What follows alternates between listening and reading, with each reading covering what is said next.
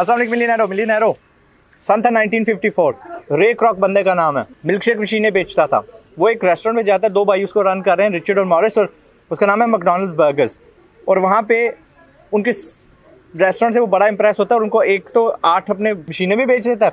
उसको भूख लगी होती है और वो देख रहा होता है कि वहाँ पे बहुत बड़ा हुजूम है, इनका किचन है, और किचन में ना बहुत सारे उसको बच्चे दिखाई दे रहे हैं बर्गर बना रहे हैं, और हर बच्चा बहुत खूबसूरत सा बर्गर बना रहा है।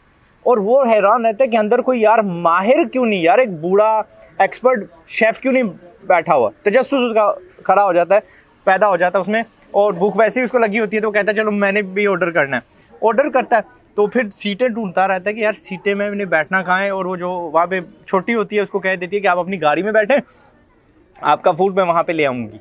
तो जिस तरह बाकी खा रहे हैं, तो उसको समझ नहीं आती, गाड़ी में बैठ जाता है, इज़ वंडरिंग कि क्या होगा। फिर वही बच्ची आती है और उसको एक लफाफा पेपर बैग जो है ना वो फरा देती है।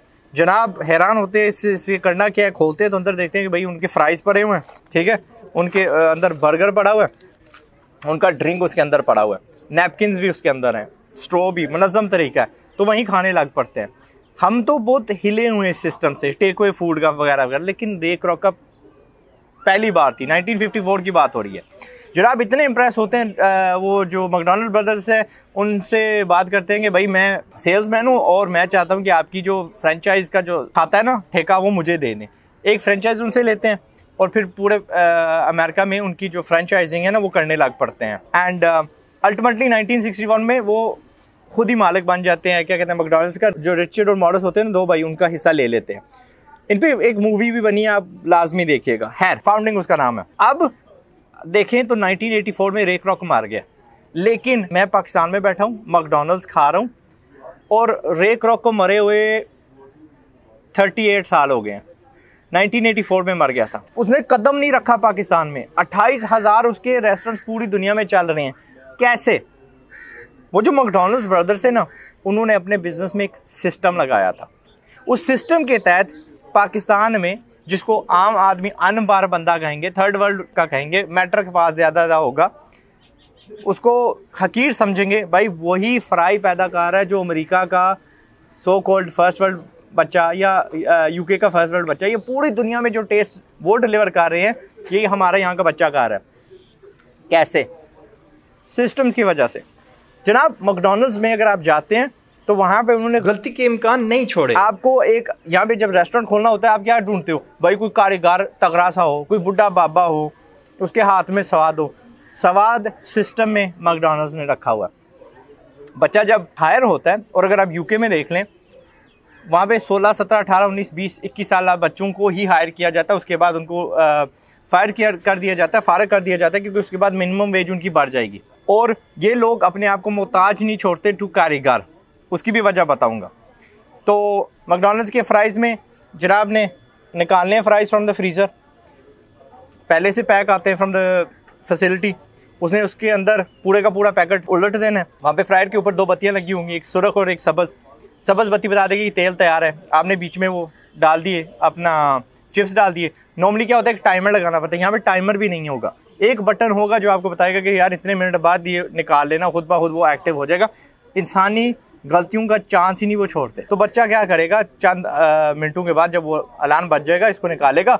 कुछ तय टाइम होगा कि जिसको सूखने दे फॉर 10 सेकंड्स, 20 सेकंड्स, 3 शेक्स देने, जो भी है। अब उसमें नमक भी डालना है ना, तो शेकर भी ऐसे है कि आप एक बार इस तरह डालते हैं तो एक ख़ास मिकदार निकलती है नमक की। ये नहीं है कि कोई अंडर सॉल्ट हो गया या ओवर सॉल्ट हो गया फ्राइज़, यानी हर चीज़ में ऐसे उल्टे हैं उसे, तो थोड़ी मिकदार उससे निकल के मज़ीद आ जाती है शेकर में, और इस तरह उनका नमक का सिस्टम है। तो if you think about it, ये इन्होंने पूरे बिजनेस में फैलाया हुआ है।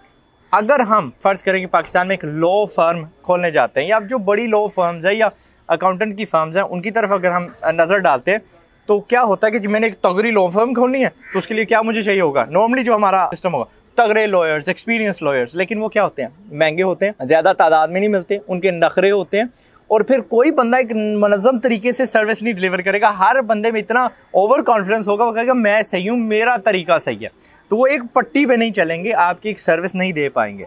लेकिन जो बड़ी बड़ी फर्म्स होती हैं, वो क्या करती हैं, वो एक आम सा माकूल सा, सिर्फ उसके लीगल लाइसेंस होना चाहिए, भाई मैं लॉयर हूँ, भाई मैं सलिसिटर हूँ, मैं भाई जो भी हूँ, उसको हायर करते हैं। इतना उसको एक्सपीरियंस होने की ज़रूरत भी नहीं है, और वो एकदम माकूल होगा सैलरी वाइज, वो आगे उसकी वो ईगो नहीं होगा, आपके आगे वो लड़ेगा नहीं, और वो आपके सिस्टम के तहत अपने जो ग्राहक आपके होंगे उनको एक वर्ल्ड क्लास सर्विस डिलीवर करेगा, और आपके हर ग्राहक को वही हर ब्रांच पे मुनज़्ज़म तरीके से ज़्यादा अपना तगड़ी सर्विस मिलेगी। अब अगर मेरे इंस्टीट्यूट की मिसाल दूँ आपको, मैं भी उसका सिस्टम बना रहा हूँ, मैं भी उसको सिर्फ अपने, मानेंगे नहीं, मैं अपने इंस्टीट्यूट को सिर्फ 1.5 महीने पहले ज्वाइन किया हूँ। मैंने यस लॉन्च की थी, लेकिन मैं उस वक्त चला नहीं रहा था, तो अब मैं इसमें सिस्टम डाल रहा हूँ, और वो सिस्टम इस हद तक जाता है कि पहले मुझे हाईली रिलाई करना पड़ता था ऑन एक्सपीरियंस टीचर्स, कि भाई इसके 5 साल होने चाहिए, 8 साल होने चाहिए एज अ प्रोग्रामर एक्सेट्रा। वो मुश्किल से मिलते थे, फिर उन सबको एक ही पट्टी पे लाना कि आपने टीच करना है। हम अपना जोर लगा रहे हैं ऑन द सिलेबस, ठीक है, और मैनेजर को ट्रेन कर रहे हैं कि आपने हर रोज़ जाके देखना है कि जो आपका नीचे स्टाफ है, अमला टीचिंग, वो उस सिलेबस के ही तहत जा रहे हैं, और हमारा syllabus day by day break हुआ है, ना कि एक मंथ में या एक सेमेस्टर में। आज हमने ये सिखाया, कल हम ये सिखाएंगे एक्सेट्रा। तो अभी जब मैंने सिस्टम बना दिया, तो मैं अपना जो इंस्टीट्यूट है माकूल से टीचरों के कंधों पे भी चला सकता हूँ। मुझे कोई ब्लैकमेल नहीं कर सकता, मुझ पे कोई दबाव नहीं डाल सकता कि भाई मैं ज़्यादा इंपॉर्टेंट हूँ, मुझे उनके नखरे बर्दाश्त करने नहीं पड़ेंगे, ठीक है। एंड दैट्स हाउ, जब आप अपना कोई बिजनेस रन करें, वरना आप बिजनेस के अंदर घुसे हुए हैं, आप बिजनेस चला रहे नहीं, आपकी ये जॉब है, you have to be there all the time. जब आपने सिस्टम्स लगा दिए होते हैं, you do not have to be there. Ray Kroc की यार बॉडी भी गल सर गई होगी, 38 साल हुए उसकी बॉडी फिर भी गल सर गई होगी, एंड वो अमेरिका कैलिफोर्निया में पड़ी हुई है, और हम यहाँ पे 6, 7, 10 हज़ार मील दूर उसके फ्राइज़ खा रहे हैं, ठीक है। तो आई होप कि आपको समझ लगेगी ये सिस्टम कैसे पैदा करते हैं, बाय हैविंग डॉक्यूमेंट्स। जब आप एग्जिट भी लेते हैं ना, तो जब अगला आता है आपसे बिजनेस खरीदने के लिए, अगर आप ज़्यादा उसमें मुलव्वस होते हैं, एक तो आपसे ख़रीदेगा नहीं, अगर उसने ख़रीद लिया तो आपको तगड़ी कीमत नहीं देगा, बिकॉज उसको पता है कि सारा इन्हिसार आप पे है।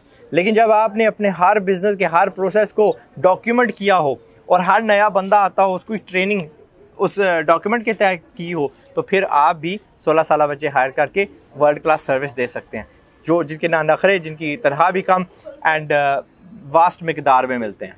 समझ गए? That's the lesson I wanted to teach you. रे क्रॉक का जो सिस्टम था, उसने पाकिस्तानियों से भी देखो वर्ल्ड क्लास बिजनेस चलवा लिए हैं। That's all we need to learn. That's how we create systems.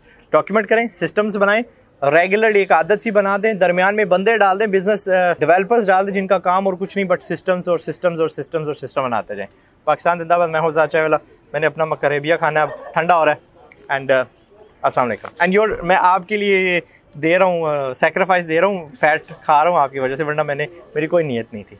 Okay, and O yes, पहले के गुर्बत से बर्बाद हो जाओ, कोशिश है मेरी कि तुम भी आजाद हो जाओ, आजाद हो आजाद हो जाओ, आजाद हो जाओ।